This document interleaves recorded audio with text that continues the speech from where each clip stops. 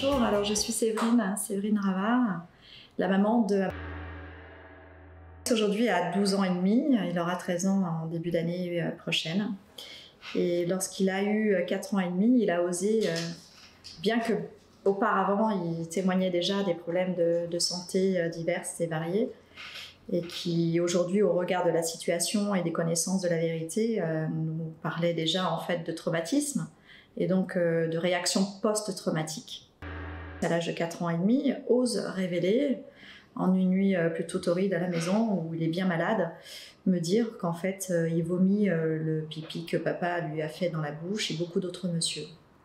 Et c'est le début de révélations qui vont nous amener à comprendre en fait qu'il y a autour de ces dires tout un réseau de personnes, de personnages connus et moins connus, qui visiblement intentent à sa pudeur, à sa santé morale, physique et émotionnelle évidemment. Voilà, et donc très rapidement je saisis la justice. J'ai des attestations médicales qui nous montrent des marques sur le corps et une partie génitale recousue. Et malgré tout cela, en fait, la justice très rapidement va se retourner contre moi et va vouloir en fait faire de nous deux les victimes des bourreaux du mensonge en fait. Donc du coup, je suis très pragmatique.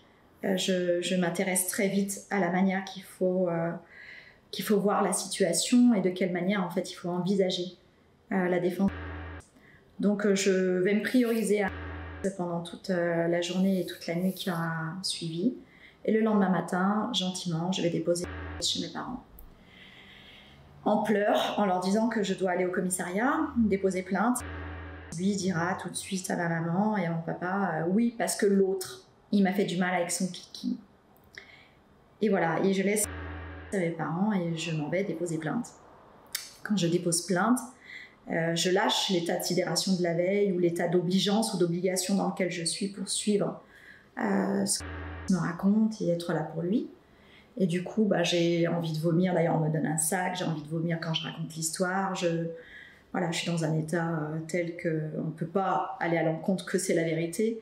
Et cet homme-là me promet en fait que dans la journée, monsieur sera dépêché de chez lui, amené au commissariat et entendu. Sauf que 3 semaines et demie après, rien n'a été fait. Parce qu'on apprend que c'est monsieur. Voilà. Et que, en l'occurrence, tout ce qui est en train d'être géré par le commissariat de Villefranche-sur-Saône où j'habitais est déporté du côté de Hans. Et chaque intervenant qui suivra le dossier, en fait, à chaque fois, sera ou déporté ou sera à un moment donné congédié, en fait. Il y a eu un classement sans suite que mes avocats, et j'ai eu un grand nombre d'avocats quand même, depuis ces 8 dernières années, je crois que le dernier a encore fait une demande il y a moins d'1 an de récupérer le classement sans suite et on l'a jamais eu, comme dans la plupart de toutes les affaires qui sont comme la mienne. Toutes les mamans disent continuellement ne jamais avoir reçu de classement sans suite. Il y a eu une deuxième affaire dans l'affaire, en fait, même tribunal, mêmes intervenants, même lieu, même description de torture et de viol par 2 autres enfants, qui sont les enfants d'Audrey, qui témoignent il y a 8 ans en arrière avec nous, et qui, encore aujourd'hui, elle n'a pas eu accès à ses enfants depuis 7 ans. L'affaire d'Audrey à Villefranche-sur-Saône et au Mont-Verdun, comme l'affaire d'Audrey. Les mêmes intervenants et l'armée française. Alors, le 24 août 2017, nous partons en vacances en Italie et on n'y reviendra pas. Parce qu'on commence à se reconstruire et commence à retrouver des repères liés à ce que pouvait être la normalité chez un enfant, c'est-à-dire la joie d'être en vie, la légitimité aussi d'être en vie et d'être heureux, donc comme d'un accord avec lui et avec toute cette envie qu'il a en fait de ne plus vivre dans l'insécurité ou d'imaginer que peut-être un jour son père va revenir le chercher, eh bien je reste avec lui en Italie pendant 3 ans et demi. Mais ce qu'il faut savoir aussi, c'est qu'1 an plus tôt, depuis le début de la procédure que j'enclenche en fait avec ce fameux dépôt de plainte au commissariat après les révélations, le papa, lui, enfin le dit géniteur, ne se présentera plus et lui mettra de côté en fait ses obligations à lui parentales, qui étaient celles de la visite parentale et de garde Mais bon, la garde, il n'en avait pas, puisque la décision du juge des enfants des affaires familiales disait que j'avais la garde complète. Que s'il devait dormir chez son père, il devait dormir en ma présence. Donc on a déjà un juge des affaires familiales à l'époque qui détecte quelque chose qui ne va pas en fait. Lui, il se conduit comme un véritable goujat avec moi, sans aucun civisme, souvent rempli d'alcool, mais après je découvre en fait qu'il y a de la drogue aussi. Voilà, et puis c'est un homme à femme aussi, il y a plein de soupçons, hein. Son témoin de mariage était franc-maçon, tout son environnement est un petit peu glauque, il n'a pas d'amis, il m'isole, il m'enferme dans son château. Voilà, j'ai plus le droit de voir grand monde.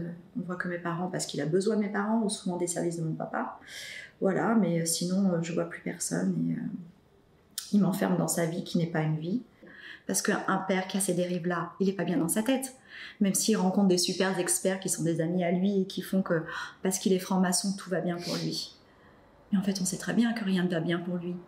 Parce que moi, j'étais bien au courant avant les médecins d'aujourd'hui, en fait, qui prenaient un traitement, qui devaient le prendre et qui ne le prenaient pas. Donc voilà, moi j'ai vécu avec lui, donc il y a des choses que je sais, et que la justice ne me fera pas sortir, parce que de toute façon, on a le droit de rien dire. Bref, donc on a enfin quelqu'un, en fait, qui regarde les choses telles qu'elles sont. Mais on n'a pas encore la révélation.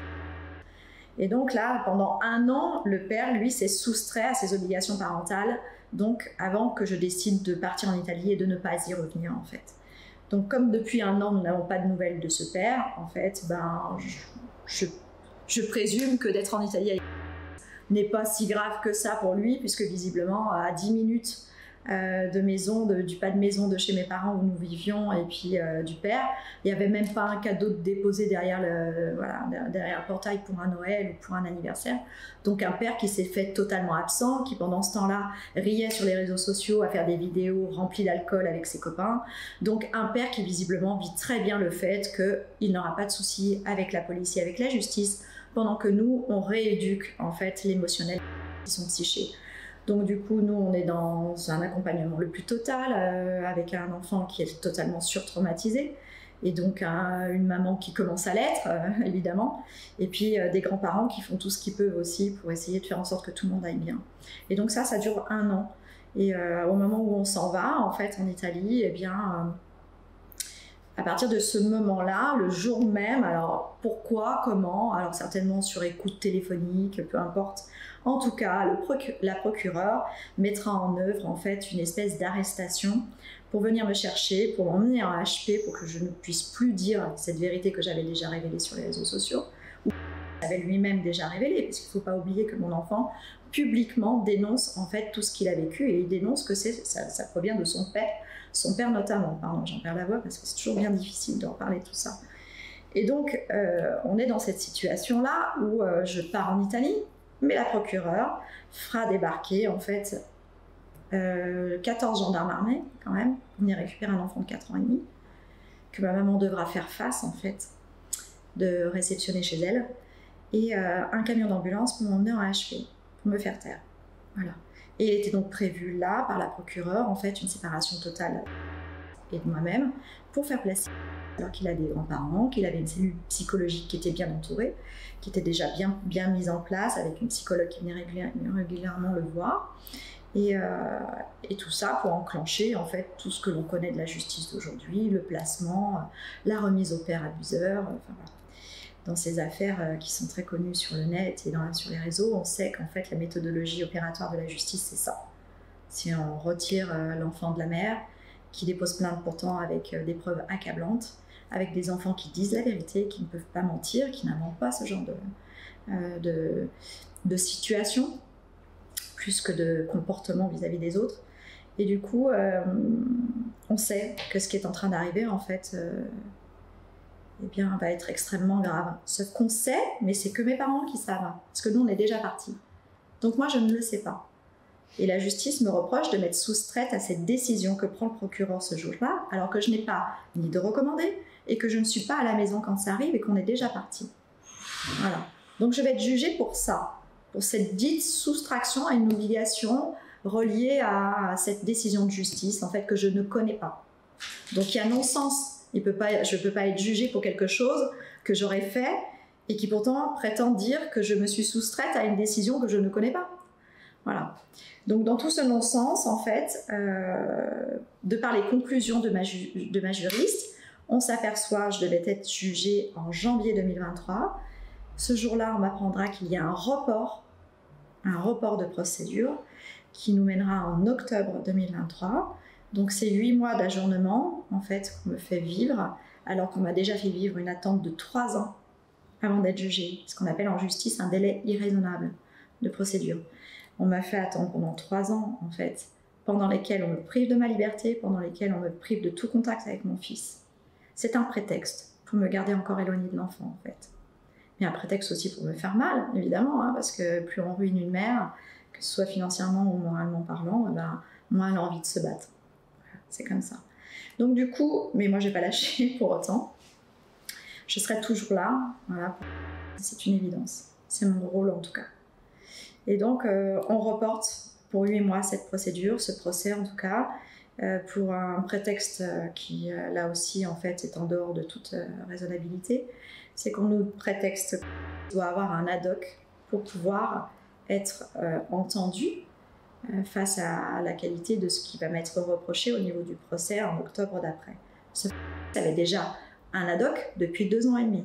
Donc là aussi, les parents n'ont plus vraiment le droit et cette liberté de prendre un avocat qui soit un avocat dédié à l'enfant et à sa parole et à sa vérité, de manière privée.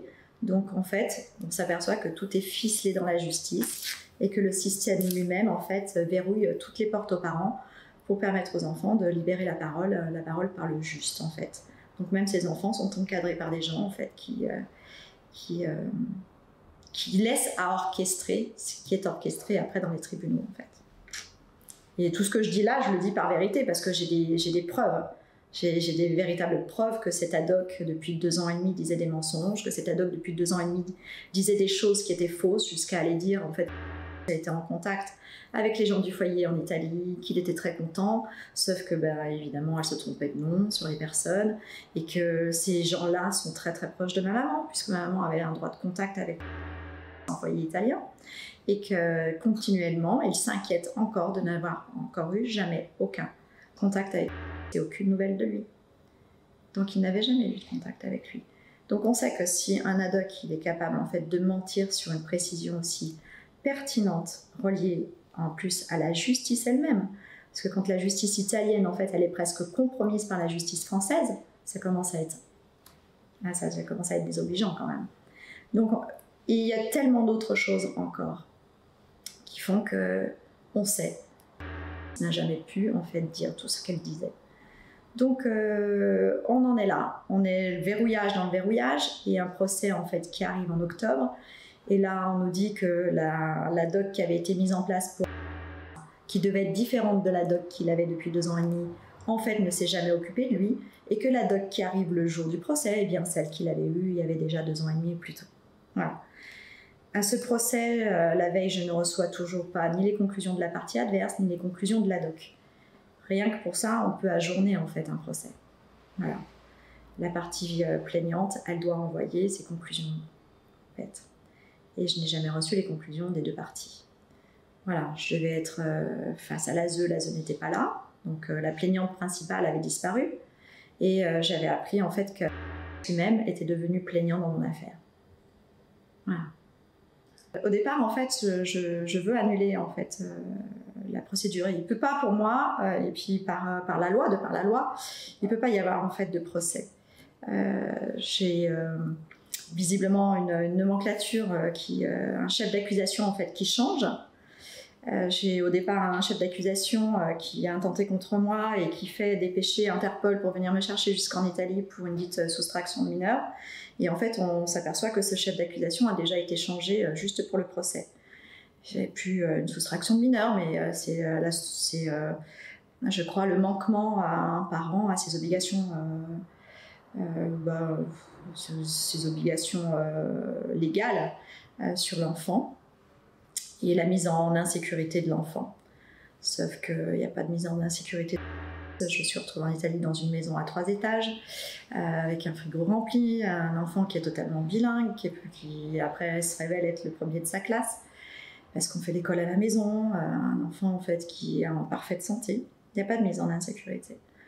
Et puis derrière ça, on a aussi toute une plaidoirie en fait de rapports de l'ASE qui disent que c'est un enfant extrêmement autonome, très intelligent. D'ailleurs, on me reproche d'avoir trop bien éduqué mon enfant et on me reproche qu'il soit trop intelligent. Donc, on a tendance toujours à reprocher en fait à cette maman qui est dite imparfaite, dite dangereuse ou dite même aliénée, que son enfant est trop bien élevé, trop bien éduqué, en trop bonne santé. Et donc, il va falloir quand même, il va falloir la primer, cette maman, en fait, qui a si bien fait son travail toute seule, sans la justice. Donc, on arrive sur ce procès où je dois avoir en face de moi, je dirais, l'ASE, puisque au départ, je me soustrais, selon eux, à une décision de justice qui a lieu le jour même où je m'en vais, en fait, en Italie. Donc, je ne suis pas au courant de cette décision de justice, donc je ne me soustrais pas à une décision que je ne connais pas. On ne peut pas se soustraire à quelque chose que l'on ne connaît pas. Quelques minutes plus tard, en fait, on entend que ça va être mon tour. On voit la procureure, en fait, parler avec l'avocat de la partie adverse. Et il parle pendant, c'est pas, on se dit bonjour, tout va bien, etc. C'est pas que de la politesse ou de la courtoisie, hein. On voit qu'il y a une émulation, ça rit entre eux, on me regarde beaucoup du coin de l'œil. Et là, ça se marre, hein, évidemment. Moi, j'arrive quand même à un procès sans avocat, parce que plus les moyens financiers, puis parce que ça faisait déjà 2 ans que je me défendais avec une juriste qui travaillait en droit international et auprès de l'ONU, et qui faisait extrêmement bien son travail, qui visiblement connaissait un peu mieux les lois que les lois qu'on n'applique pas dans les tribunaux français. Et du coup, on sait déjà en fait que tout est déjà écrit. On sait déjà en fait que tout est déjà prêt. Donc à quoi bon en fait finalement voilà, ça se passe pendant 10 minutes, un quart d'heure à peu près. Un bon quart d'heure. Voilà. Et ça va être mon tour. Et là, je n'ai pas le droit à la publicité des débats et on fermera les portes, puisque le procès aura lieu en huis clos et que c'est un procès qui durera pas loin de 4 heures, je crois. Voilà. Et tout le monde sortira de la salle et je serai toute seule, sans témoin, face à tout ça. Moi, jamais, en fait, je dépose plainte pour les agressions, les tortures et les viols que j'ai subis. Je vous disais tout à l'heure, je n'en parlerai pas parce que c'est pas le sujet. Tout simplement, c'est pas parce que je n'ai pas envie d'en parler, c'est parce que c'est pas le sujet. Et parce que la justice m'a pas permise, moi, de porter plainte. C'est ce que j'ai pu vivre. Parce que quand on voit comment ça se passe, malgré les preuves et les dénonciations de nos enfants, qui à l'époque, en fait, sont pas contrôlables. Un enfant de 4 ans et demi, il n'est pas contrôlable. Il est contrôlable par la peur, par la menace, et c'est ce qu'ils avaient déjà tellement vécu, nos enfants. Nous, quand on nous raconte ça, on est déjà transportés par la terreur, par... je sais pas, c'est viscéral. On peut même pas parler, en fait, de ce qu'on a pu ressentir, nous, en tant que maman, avec Audrey. Mais quand on en parle aujourd'hui, on n'en a même plus de larmes, en fait, parce qu'on ne sait même pas retranscrire ce que peut être l'horreur dans l'horreur qu'ils ont vécu et qui vivent peut-être encore. Donc on n'invente rien, nous. En fait, on vient pêcher et dénouer, en fait, pour désétriquer, en fait, toutes ces informations qu'on nous donne et qui, conjointement, sont les mêmes, en plus, de la part de nos enfants. Et donc, du coup, nous, on ne peut qu'être à l'écoute, accompagnante, aimante, et on ne peut que agir. Et agir, c'est agir avec la justice, mais il n'y a pas de justice, en fait. Ils se retournent toujours contre nous, en fait. Tu parlais de Madjani tout à l'heure, mais Madjani raconte la même chose, Gladys raconte la même chose. Quand tu prends le film Les Survivantes aujourd'hui, c'est un échantillonnage, en fait, de milliers de femmes qui, sur les réseaux sociaux, chaque jour, crient au secours. On m'a pris mon enfant, expliquez-moi. Mon enfant, il dit avoir été violé, il a dit avoir été attouché, il a des bleus, il a ci, il a là, on a toutes les attestations médicales. Comment ça peut être possible encore, en fait, de vivre toutes les unes après les autres ou les unes en même temps que les autres, les mêmes méthodologies de cette justice qui n'existe pas. Jacques Thomé en parle très très bien. Il a même fait un livre sur cette magistrature, en fait, plutôt pédophile, parce que c'est continuellement comme ça. La mère porte plainte, elle a pourtant des preuves irréfutables. Eh bien, on classe sans suite chacune des plaintes. L'enfant est retiré à la mère, il est placé, parce que faut pas que ça rapporte un petit peu de sous quand même, en fait, au département. Donc, l'enfant, il est industrialisé en fait, il est objetisé encore une fois. Donc on lui coupe les vivres de cet amour, de ce lien en fait maternel qui peut lui apporter le secours et la guérison. Derrière ça, après on lui dit mais de toute façon ta mère tu la reverras pas. Alors on ne sait pas ce qu'on lui raconte, mais on lui dit que je suis folle et on lui dit en fait que je l'ai abandonnée, alors c'est encore mieux. Donc du coup c'est à peu près ce qu'on dit à tous les enfants, puis après on les façonne à accepter. C'est tellement compliqué dans les foyers, c'est tellement compliqué dans les familles d'accueil où souvent ils sont toujours maltraités ces enfants. Parce qu'il faut voir toutes ces affaires d'enfants qui se suicident à 13, 14 ans, à 17 ans, parce qu'ils ont été violés, ils ont été martyrisés par la même manière. Et après, ils se disent, je serais peut-être mieux chez le père. Et comme ça, ils acceptent et ils repartent chez le père. Puis même de toute façon, quand ils n'acceptent pas, nous on le voit bien, pendant plus d'1 an, il dit au juge des enfants, moi je veux voir ma grand-mère et je veux voir ma mère. C'est des femmes formidables, je veux les voir, je les aime. Il les a jamais vues. On lui a jamais remontré ni sa mère ni sa grand-mère. Pas un coup de fil, on n'a pas le droit d'envoyer une carte postale, ni pour Noël, pour l'anniversaire, on n'a pas le droit de lui dire qu'on l'aime. Quelle loi en France nous interdit d'aimer nos enfants en fait? Dites-le nous. Parce qu'à ce moment-là, il faut tout de suite passer un contrat en fait avec ce gouvernement-là qui nous prend nos enfants, qui nous les viole, qui nous les torture comme ça, qui les empêche en fait d'être aimés. Il faut qu'on ait un entendement en fait d'humain à humain. Il faut qu'on nous pose des conditions en fait. Il faut qu'on nous dise voilà, ça va se passer comme ça madame. Parce que nous on n'est pas prévenus en fait. On nous prévient de rien et on nous accable. Quand je suis sortie de Corba, donc la prison de Lyon, prison des femmes de Lyon, dans ce même tribunal, un homme avait voulu défenestrer sa femme en fait et il a pris que 3 mois et demi de bracelet en fait. Il n'a pas fait de préventive. Moi j'ai sauvé la vie de mon enfant et j'ai fait 6 mois de préventive. J'en ai fait 2 en Italie, j'ai fait les geôles de Bobigny, j'ai fait 4 jours à Fleury. J'ai fait 4 prisons à moi toute seule.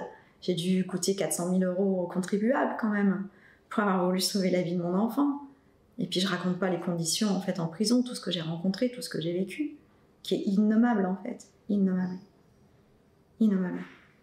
vraiment.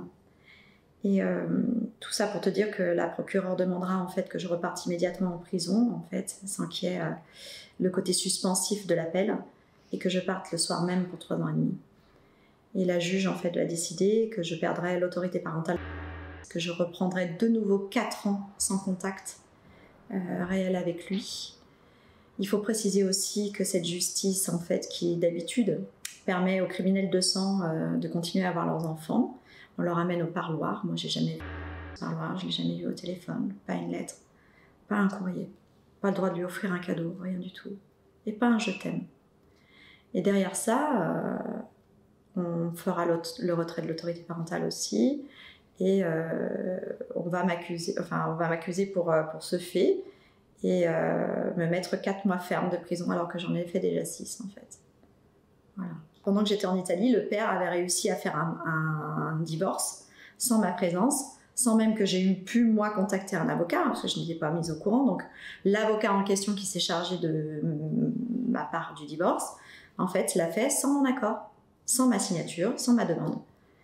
Donc il s'est passé des choses derrière mon dos pendant que je n'étais pas là, qui se passe toujours pareil, dans la justice, tout derrière notre dos. Et donc du coup tout est déjà décidé et il avait réussi à tout récupérer. Et la garde, c'est avant même que je sois retrouvée.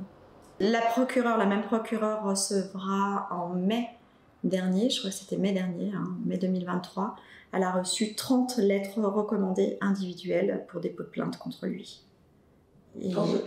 Et aucune des 30 personnes en fait n'a eu de nouvelles de la justice de Villefranche-sur-Saône. Aucune. Il est chez le papa. Ça doit faire 2 ans et demi maintenant. Peut-être bientôt 3 ans, ouais. Non, elle avait le droit en Italie, ma maman. Donc du côté de sa famille maternelle, elle n'a plus eu aucun contact depuis 4 ans. De personne. Il a su apparemment que mon papa était mort. Voilà. Et il a vu ma maman, il a eu la chance de la voir au foyer italien. Parce qu'il faut quand même rappeler que lorsqu'elle est retrouvée en même temps que moi-même en Italie, eh bien, ma maman le lendemain fera 1700 km pour aller voir son foyer. Et le père qui, lui, est convoqué par la justice italienne par 2 fois, ne fera jamais le déplacement en Italie, ni pour voir le petit. Alors, il dit continuellement que je l'ai privé de 3 ans et demi de son enfant, qu'il avait hâte de le revoir, mais en fait, il attend pendant 1 an, puisqu'en fait, reste en foyer 1 an en Italie, 10 mois et demi exactement. et bien pendant 10 mois et demi, il ne mettra jamais le pied sur le sol italien pour aller voir son fils. Parce qu'il sait qu'en Italie, ça fait des révélations et qu'il va être mis en prison. Donc il n'y va pas. Il reste couvert par cette justice française qui continue continuellement à lui permettre d'être qui il est. Alors en Italie, il y a eu une prise en charge immédiate, en fait, très familiale, d'après ce que je sais aujourd'hui de ce que je vivais en Italie, puisque ma maman a été très très bien accueillie par les directeurs du foyer, qui eux-mêmes se sont occupés comme de leur propre enfant, hein, puisqu'ils étaient très touchés par son histoire et puis par la qualité humaine. Puis ce petit gamin comme ça qui parle très bien l'italien les avait profondément touchés.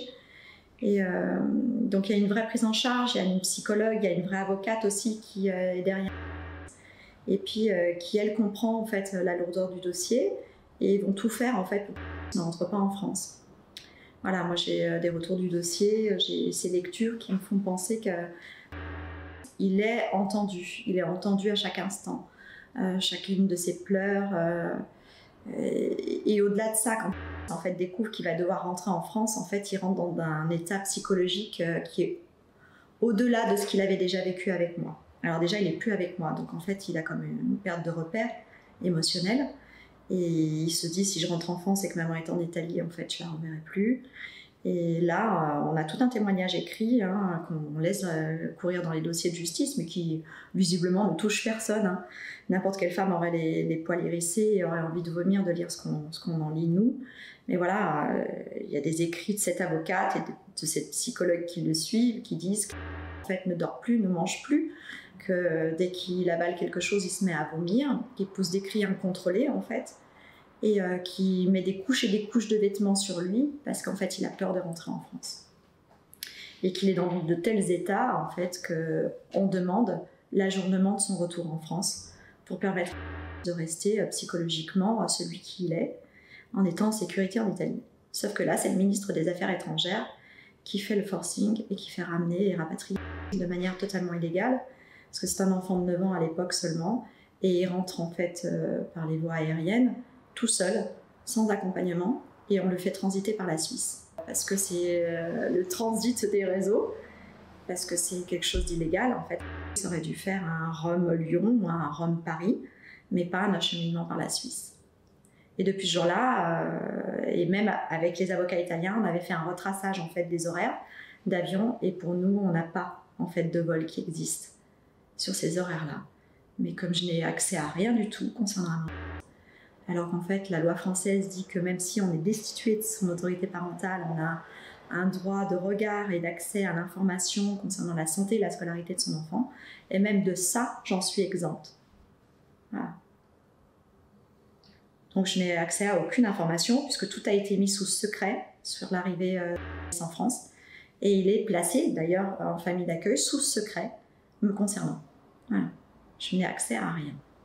Alors sur la partie psychologique et psychiatrie, il faut rappeler que dans des affaires comme les nôtres, toutes les mamans, à 99%, en fait, sont toutes dans la nomenclature de la justice française, reléguées en fait au rang de mère avec un syndrome d'aliénation parentale. Alors petit aparté rapide, l'aliénation parentale en fait est un syndrome qui a été décrété par un pédophile lui-même. Un psychiatre pédophile qui a été reconnu pédophile de son rang et qui aujourd'hui est un syndrome d'aliénation qu'on l'on considère par les voies juridiques en fait inacceptable ou irrecevable puisque l'ONU en fait depuis plus de 6 ans a dit que ce n'était plus en fait un axe légal de répréhension en fait sur un parent. Donc on ne devrait même plus l'utiliser, mais dans nos tribunaux, il s'utilise encore royalement et facilement. Et moi, par exemple, pour ma part, je suis reléguée à un délire choquant de persécution contre monsieur. Alors bien évidemment, ça veut tout dire, parce que si toutefois un jour je retrouvais la chance de revoir un qui l'ose et qui daignerait en fait se plaindre de tout ce qu'il aurait vécu avec son père, eh ben on n'entendrait pas en fait que je puisse déposer plainte à nouveau puisque j'ai un délire choquant contre monsieur. Alors comme ça, évidemment, c'est le syndrome le plus juste pour demander à quelqu'un de se taire toute sa vie, en fait. Voilà, ou en attendant que l'enfant ait sa majorité pour le faire. Et puis voilà, on est à peu près à la louche d'après les dossiers parce que j'ai eu un collectif de 450 dossiers avec d'autres mamans, d'autres associations à travers l'association qu'on avait créée avec Audrey, très rapidement, aux Enfants de la Terre. 70% en fait des mamans sont sur le syndrome d'aliénation parentale et 30 autres pourcents autour du choc de délire de persécution. Et à côté de ça, j'ai 11 en fait, intervenants de la psychiatrie avec des hauts noms de la psychiatrie française qui disent que je n'ai aucun trouble, aucune pathologie et aucun syndrome quel qu'il soit et aucune névrose. Voilà, et l'Italie disait la même chose aussi. Mais bon, en attendant, bien sûr, évidemment, parce que à cet instant-là, en fait, je n'ai encore jamais eu à avoir accès à la justice, d'une quelconque manière que ce soit. Et on entend, en fait, globalement, que la justice doit être la justice, qu'il y a des lois et qu'on a des droits. Et donc, quand on en est là, quand on n'a pas encore pignon sur ce qui s'est passé auparavant, pour des affaires qui sont similaires ou autres, en tout cas, ce qui concerne vraiment, je dirais, le côté incestueux des choses. On sait aujourd'hui qu'il n'y a pas de justice. Voilà, on est très très clair sur ça, il n'y a pas de justice. Et puis quand on voit encore des grandes chaînes télévisées de l'information qui débattent continuellement sur le fait qu'il n'y a pas de justice, ou que la justice est tellement ralentie, ou qu'elle est inopérante, ou qu'elle œuvre seulement pour l'impunité des criminels, on sait, nous, aujourd'hui, au regard de nos affaires, qu'effectivement, elle n'existe pas. Mais à cet instant-là, bien sûr qu'on croit en toute chose. On croit qu'on va sécuriser son enfant. On croit qu'on va rencontrer les bonnes personnes. On croit que les choses vont être faites. Moi, quand on m'a entendu, en fait, ce premier jour de dépôt de plainte, mais cet homme-là, il rigole pas. Quand il regarde la mère, en fait, que je suis, celle qui est en train de vomir, celle qui pleure, celle qui rote, quand je raconte l'histoire de mon enfant, il sait que je mens pas. Il sait que mon fils, quand il vient de me raconter ça, que dans ses mots à lui, il n'y a pas de tagiversion. C'est pas un enfant qui est en train de s'amuser ou une mère qui a autre chose à faire, en fait, et qui a juste envie de s'ennuyer et de venir embêter le commissariat. Non, non, il entend la vérité. Et là, on se dit, bah, c'est OK. Sauf que non, ce sera jamais OK. On est à 8 ans de cette procédure. 8 ans. 8 ans d'enfer. 8 ans d'enfer pour en perdre un père, pour qu'on m'ait tout arraché et qu'on n'attende qu'une chose, c'est que je meure. Donc, non, il n'y a pas de justice. Il n'y en a pas. Peut-être qu'au regard de la globalité de toutes les affaires que j'ai rencontrées, toutes les mamans que j'ai eues par témoignage, les compréhensions aussi qu'on essaye de se donner en fait de l'histoire de nos enfants avec Audrey ou avec d'autres mamans dans la même situation que nous, c'est de comprendre et d'entendre en fait qu'il y a une vraie mesure d'urgence à ce que le français entende qu'on veut dans cette société-là, qu'on veut mettre un stop à l'amour. Il y a une notion véritable de vouloir détruire en fait cette œuvre fondamentale que se transmettent une mère et son enfant qui s'appelle l'amour. Parce qu'un enfant, quand il perd l'amour, en fait, il est conditionnable. Et il devient en fait le reflet de cette société d'aujourd'hui, un enfant cassé dans la rue, qui a envie de casser. Voilà. Et si on en est là, en fait, de voir cet homme-là, juste avant mon procès, quand on est à sa 25e condamnation, il est remercié presque par les juges. Mais si tu avais pu être là pour voir comment on me parle à moi, si tu savais comment on nous parle à nous, t'entendrais en fait. T'entendrais le mépris que l'on a face aux femmes justes et qui disent la vérité et qui se battent pour une œuvre véritable, celle de sauver leurs enfants en fait. On a autre chose à faire. Quand on en perd 70 000 euros, en fait, d'avocat, quand on en perd son père, quand on en perd son enfant, quand on est encore là, c'est bien qu'on dit la vérité. Crois-moi. Parce que moi, depuis 8 ans, il n'y a pas une nuit où j'ai dormi. Tu sais ce que c'est, ça? Il n'y a pas un matin où je me lève en me disant que j'ai mis un enfant au monde pour qu'il serve aux œuvres de Satan. Et je l'ai appelé, il est l'amour, il s'appelle... Et chaque jour, je me demande combien de claques il prend. Je me demande à quel moment, en fait, il n'est pas enfermé dans le grenier comme il le faisait. Combien de jours il le laisse sans manger comme il lui a déjà fait.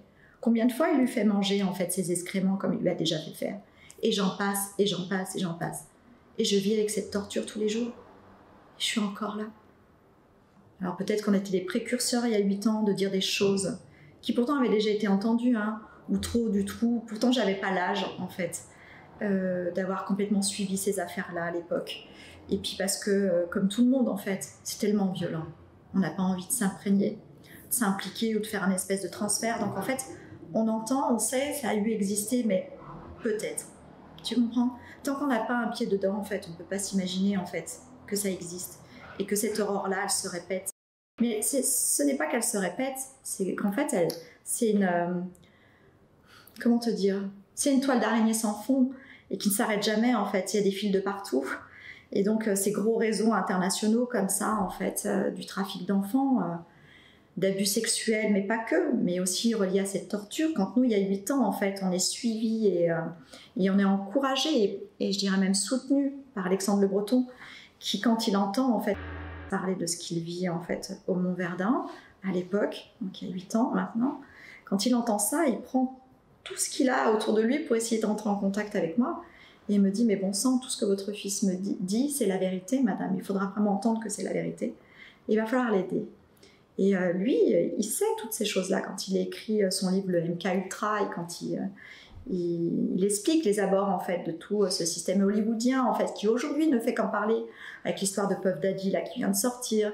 Mais il y a tellement d'histoires qui parlent du MK Ultra. Et en fait, les enfants d'Audrey ont vécu le MK Ultra, mais nous aussi on l'a vécu avec Audrey, on était des victimes du MK Ultra. Et on vit déjà avec beaucoup de difficultés toutes les tortures corporelles par la mémoire cellulaire et tout ce que le MK Ultra en fait influence dans notre quotidien en termes de souffrance, en termes de difficultés à pouvoir envisager ce que est une normalité chez l'autre. Par exemple, il nous a été très dur pendant très longtemps de toucher l'eau. Mais à qui ça fait du mal de toucher l'eau en fait? On avait une espèce d'hypersensibilité à tout, à la lumière, à l'eau, donc on était dans des continuelles souffrances de plein de choses. Puis le programme MK, je vais pas en parler maintenant, c'est un long débat, mais il s'étend pas qu'à ça, il s'étend à tellement de choses en fait. Tout est une torture, c'est comment en fait annihiler le bonheur et comment empoisonner le quotidien de quelqu'un. Ça c'est le MK Ultra en fait. Et à travers des tortures, des viols, des électrochocs, et j'en passe. Donc ça, en fait, quand on a ce soutien-là d'Alexandre Le Breton, on sait et on se dit, il y a une vérité. Alors déjà, les enfants ne peuvent pas l'avoir inventée. Et puis, il y a une vérité, il y a quelqu'un qui soutient. Donc on fait d'autres recherches sur ce que les enfants nous disent. Et on s'aperçoit que c'est international, tout ça. Sauf qu'il y a 8 ans en arrière, peu de gens, en fait, le racontaient. Aujourd'hui, maintenant, il y a eu le film Les Survivantes, dont beaucoup de... Et l'affaire de la petite Maëlys, évidemment, qui est conjointe à la nôtre, sans nul doute. Parce qu'en plus, il faut savoir que mon ex-mari est originaire de Bourgoin-Jallieu. Mais on sait que le Landais est originaire de Bourgoin-Jallieu. Donc il y a tout un réseau en fait qui s'étend. Il y a de plus en plus de femmes en fait qui sont en train aujourd'hui de raconter ce qu'il y a 8 ans on racontait en fait avec Audrey sur ce que nos enfants avaient subi. Et il sort tellement de choses aujourd'hui que je me dis en fait que c'est une conséquence à cette justice qui ne s'est pas intéressée. J'apporte des éléments qui peuvent être contradictoires, qui peuvent être controversés ou renversés, mais jamais, à aucun moment, personne ne rentre dans ces informations que je donne. Mais quand je suis en contact aussi avec cette députée canadienne, en fait, qui ouvre un procès pour 700 victimes contre l'État canadien à cause du MK Ultra, parce que ces 700 victimes racontent l'enfer de ce qu'ils avaient vécu, mais de ce qu'ils vivent, des suites du MK Ultra. Mais quand j'avance en fait toutes ces preuves aussi des journaux en fait, je crois que c'est l'Islande.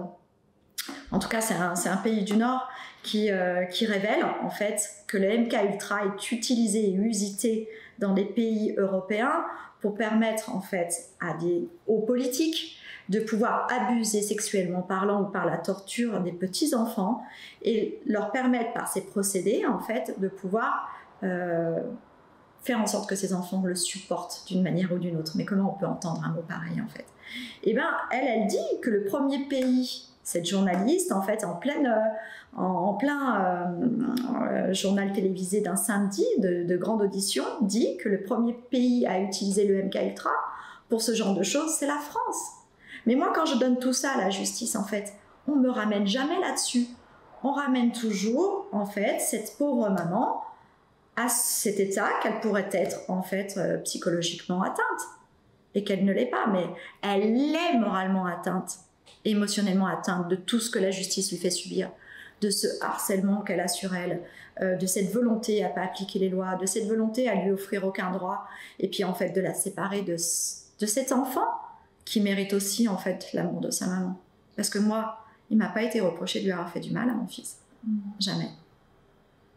Voilà, donc ça c'est grave. Donc mes émotions, moi je les vis là, je les vis en prison, quand j'apprends qu'on m'a arraché mon enfant, que je ne savais pas ce qu'allait être en fait son présent et son devenir, et qui va s'occuper de lui. J'ai plus aucun droit de regard sur qui va être là pour lui en fait, qui va pouvoir essuyer ses larmes de la nuit, qui va pouvoir lui dire ce que sera son présent et son demain.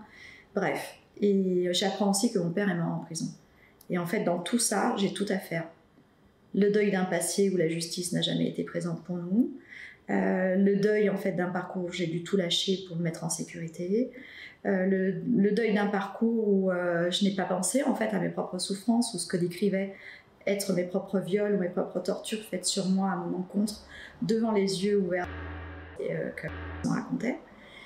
J'aurais pas pu être celle que je suis ou me considérer être sa maman si j'avais rien fait. J'aurais pas pu vivre avec. Parce que malgré tout, en fait, cette faiblesse dans laquelle ils m'ont amenée à me dire que j'avais été hors la loi, d'avoir fait ce que tout le monde aurait fait. Tu sais, c'est vraiment ça. J'aurais fait comme elle, mais je l'avais fait, moi, comme elle.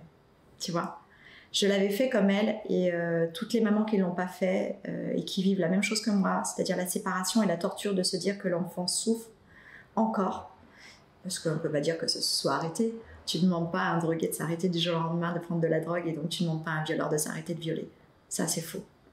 Et ben, c'est la seule chose qui me rend digne. De me dire, j'ai fait ce que je devais faire, parce que je suis sa maman. Et je serai toujours sa maman. Ouais, ça valait le coup. Même si on a voulu me tuer en prison, même si là, j'ai vraiment rencontré des gens psychologiquement et psychiatriquement dérangés, où j'ai rencontré des drogués et des alcooliques en manque, où j'ai rencontré la vraie délinquance, j'ai rencontré la vraie violence, en fait. J'ai rencontré à travers ça aussi beaucoup d'amour. J'en ai beaucoup donné, c'est ce qu'on m'a dit, mais j'ai rencontré beaucoup d'amour, beaucoup de soutien. Une Italie qui ne me rendra pas 2 fois, quand même, à Interpol, qui fera tout, en fait, pour jamais me rendre. Parce qu'elle, elle ne comprend pas que je sois là. Que je sois enfermée pour ça. Et après, toute une France aussi extraordinaire. Alors, les geôles de Bobigny, c'est le traumatisme dans le traumatisme, donc je passerai. Hein. Quand t'es traité comme une criminelle et que tu l'as jamais été, c'est dur. Vraiment, c'est dur. Puis après, par contre, j'ai eu un accueil à Fleury totalement extraordinaire. Déjà, ils voyaient débarquer une femme sans aucune marque, en fait, de délinquance sur elle. Donc déjà, j'étais un petit peu la mascotte de Fleury, même si je suis restée que 4 jours, et j'ai été extrêmement bien accueillie par le corps médical, parce que quand on rentre en prison, il faut rencontrer tout le monde le plus vite possible, hein, du dentiste jusqu'au dermatologue, parce qu'il ne faut pas rentrer avec une maladie. On n'est pas là pour contaminer les autres. Et puis ça fait partie du process. Eh bien, j'ai rencontré tout le monde alors que je venais d'arriver, et puis que j'avais déjà fait ça, la même chose en Italie, mais que peu importe, c'était comme ça, c'était la procédure. Et que, arrivé au psychologue, je raconte mon histoire, et que là, la psychologue et l'infirmière me disent « On peut appeler tous les autres ?» Est-ce que vous êtes dérangé qu'on appelle tous les autres médecins que vous avez déjà rencontrés et qu'on leur raconte votre histoire? Et je dis bien sûr que non. Encore là, j'avais encore un peu de ressources et un peu de force, un peu d'espoir aussi en les choses. Et on se retrouve tous dans une pièce comme ça, tous les uns debout et pas debout, assis, et je raconte mon histoire. Et je rencontre des gens touchés, des gens qui s'horrifient de ça, mais qui savaient, qui connaissaient. Et un directeur qui m'appelle le soir parce qu'il a eu vent de toute cette histoire, qui a fouillé dans mes affaires, qui s'est rendu compte que malgré toutes les preuves que j'avais, que c'était moi qui étais enfermée, et qui trouvait ça horrible. Et que lui-même m'a dit « Mais Madame Rava, c'est la franc-maçonnerie. Sinon, vous ne seriez pas là. » J'ai pas eu besoin de dire ma vérité parce qu'en fait, tous ceux qui étaient à peu près avertis la connaissaient. Interpol aussi. Interpol, ils étaient fous de cette situation. Fou d'incompréhension en fait, mais je parle de la vraie belle folie, hein, puisque attention, avec la justice il faut se méfier de la folie, mais sans jeu de mots, mais fous à l'intérieur d'eux, en fait, de cette histoire qu'ils connaissaient déjà. Ils ne savaient pas que j'étais Séverine, de la famille de Séverine. Et quand ils l'ont su, de par ce voyage en avion et après tout le transfert qu'on a fait en voiture, pour eux, ça les a rendus fous. Au point de me vider tout ce qu'ils avaient dans leur sac à dos et de m'offrir tout le repas qu'ils avaient préparé pour le soir pour être sûr que moi, là-bas, dans les geôles d'Aubépine, je pourrais manger. Voilà. J'ai eu du soutien, j'ai eu de l'amour, j'ai eu des choses formidables. Et quand à Fleury, après avoir rencontré ce directeur, 2 jours après, je m'en vais et que, en fait, j'ai comme un espèce de cortège d'accompagnement. J'ai tous ces médecins que j'ai rencontrés, en fait, 3 jours avant, qui me faisaient, en fait, une espèce de aide d'honneur parce que je partais et qui savaient que je partais et qui m'ont tous serré la main. Et jusqu'à la psychologue qui me tient la main, comme ça, par-dessus la mienne et qui me dit « Allez sauver votre enfant et sauver tous les autres enfants ». Donc on sait que ça existe, en fait. En fait, je ne suis pas arrivée comme ça, de nulle part, et à raconter mon histoire pour qu'elle ne soit pas ni entendue jusque dans le cœur, en fait. J'ai vraiment eu des gens qui ont entendu la vérité parce qu'ils la connaissaient déjà. Et donc, j'ai eu du soutien. Et après, à Corbeil, s'est passé la même chose. Quand cet intervenant d'expertise psychiatrique, je pense que c'est un psychiatre que j'ai vu la première fois à Corbeil, malgré le psychiatre italien qui dit que je n'ai aucun trouble, aucune pathologie, on m'envoie quand même quelqu'un comme pour venir certifier que Madame Rava, on l'aura, parce qu'on ne peut rien lui reprocher, mais ça, on va l'avoir avec ça. Et donc il vient, et il va dire très vite, en fait, que j'ai... Alors lui, je ne sais pas s'il ne s'avance pas particulièrement sur un délire choquant de persécution, lui. Mais par contre, il va dire que je suis un danger pour l'ordre public et qu'il faut m'interner en séjour long, le plus vite possible et sous psychotrope. Je suis la seule personne en prison qui prend aucun cachet, même pas pour dormir. Et ils me connaissent déjà depuis 2 mois et demi et ils savent qu'à 6 h du matin jusqu'à 21 h, quand on croise la plupart des gardiens qui nous disent bonne nuit, et que je suis toujours la même. Toujours égale à moi-même, que je suis toujours cette femme courtoise, gentille, aimante avec les autres et qui démorde de jamais en fait de son émotivité et encore moins en fait de sa nervosité. Et en plus on me donne en fait accès à donner des cours en fait aux détenus. Donc je donne des cours d'art plastique comme ça et j'accompagne des fois des référents ou des professeurs. Donc je suis relativement connue en fait des intervenants comme étant une personne totalement normale en fait. Et quand on reçoit cette information de la justice et qui dit que le transfert qui est prévu pour moi en HP va se faire de manière inattendue et d'après les directeurs de Corba, plutôt de manière illégale. C'est-à-dire que lorsqu'un détenu il est sous la responsabilité d'un corps pénitentiaire, c'est le centre pénitentiaire qui assure toutes ses sorties, même si c'est une demande du juge que de le faire sortir pour un soin ou pour un internement. C'est le centre pénitentiaire qui doit être l'essentiel de l'organisation des choses. Sauf que là, le directeur me dit Madame Rava, en fait, quand vous nous avez dit votre vérité, vous ne nous avez jamais menti. Et là, ce qui est en train de se jouer, c'est extrêmement grave, parce que là, on n'a plus la mainmise, en fait, de quand vous partez, où vous allez et qui vous emmène. Il dit, et ça, c'est illégal. Donc, en fait, en moins de 4 jours, il va se jouer des choses à l'intérieur de cette structure, où les directeurs et le psychiatre que j'ai quasiment très peu rencontré là-bas, par obligation, voilà, de se rencontrer les uns et les autres, parce qu'on évite quand même le suicide en prison, donc voilà. Et tout le monde me dit, mais tout ce qui est décrit ici, c'est pas la Séverine Rava que l'on connaît, c'est faux. Et on n'a jamais eu en fait une expertise aussi mauvaise en 10 ans d'ouverture de cette prison. Et pourtant, ils ont reçu les plus grands criminels qui soient à Lyon. Voilà. Et même celles qui lancent des frigos, on avait des mini-frigos dans les cellules. Hein. Première chose qu'elles avaient sous la main quand elles étaient en crise, les filles, ou en manque de drogue, peu importe, ou en crise de folie, c'était de balancer ce qu'elles avaient sous la main. Il y en avait qui balançaient leur frigo sur les gardiennes. Elles n'avaient jamais eu une analyse psychiatrique aussi grave que la mienne. Donc ils avaient compris les choses, et là aussi il va se passer un élan humain et un élan d'amour véritable. Et en moins de 4 jours, en fait, la psychiatre et la directrice appellent le préfet, appellent le juge d'instruction et disent mais si vous faites ce que vous voulez faire, Madame Rava, on fait venir les médias et en fait on n'enferme pas une femme comme Madame Rava. On ne laissera pas faire ce qui est en train de se faire.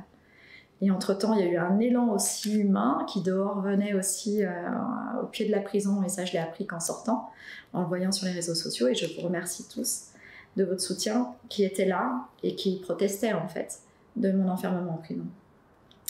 Et en moins de 4 jours, j'étais libérable. Je n'étais ni internée, ni à rester en prison, et on m'avait libérée et j'ai pu retrouver ma maman. Voilà. Alors l'association n'est plus active depuis un moment parce qu'avec Audrey, on a eu d'autres chevals de bataille, notamment financiers pour avancer, et puis elle a de nouveau en fait des soucis avec sa dernière petite louloute, donc elle se concentre sur la protection de la dernière. Et puis moi, j'ai bien compris qu'en fait, la justice ne me ferait pas revoir mon enfant et qu'il fallait que je vive. Donc, je me suis abstenue d'être au chevet d'autres mamans parce que ça devenait trop douloureux pour moi. Et puis parce que je n'avais plus d'espoir à leur transmettre, surtout. Voilà, il faut être honnête, quand on n'a plus l'espoir pour soi, on l'a forcément plus pour les autres. Et puis, si on en est rendu à dire à une maman, mais tu sais, si tu dénonces, tu vas croire que tu fais la bonne chose. Mais si tu dénonces, en fait, tu ne reverras plus jamais ton enfant. Donc, si c'est pour s'amener à dire à une maman, en fait, je te conseille, en fait, de ne pas dénoncer. Comme ça, au moins, ta fille ou ton fils, eh ben, il sera violé une fois dans la semaine ou deux. Et puis toi, tu pourras le guérir et tu pourras l'avoir dans tes bras. Mais voilà où on en est. Donc, une association, pourquoi? Pour ne rien apporter? Donc, on a arrêté. On a toujours besoin d'aide. La plus grande aide qu'on puisse avoir, c'est de faire en sorte que les gens entendent cette vérité, qu'ils la fassent circuler. Que quand des films sortent comme Les Survivantes, ou quand des films en fait comme The Sound of Freedom, qui sont parfois très régulièrement délistés de nos gouvernements qui les empêchent et qui les briment à arriver à l'information, mais qu'on aille chercher la véritable information, qu'on aille voir toutes ces mères sur ces réseaux sociaux. En fait, informez-vous.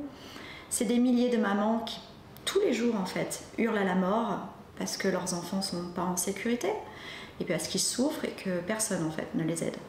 Aujourd'hui, il y a tellement de bouquins de magistrats eux-mêmes qui dénoncent, en fait, ce qui se passe dans les procédures. Il y a plus rien à dire, en fait.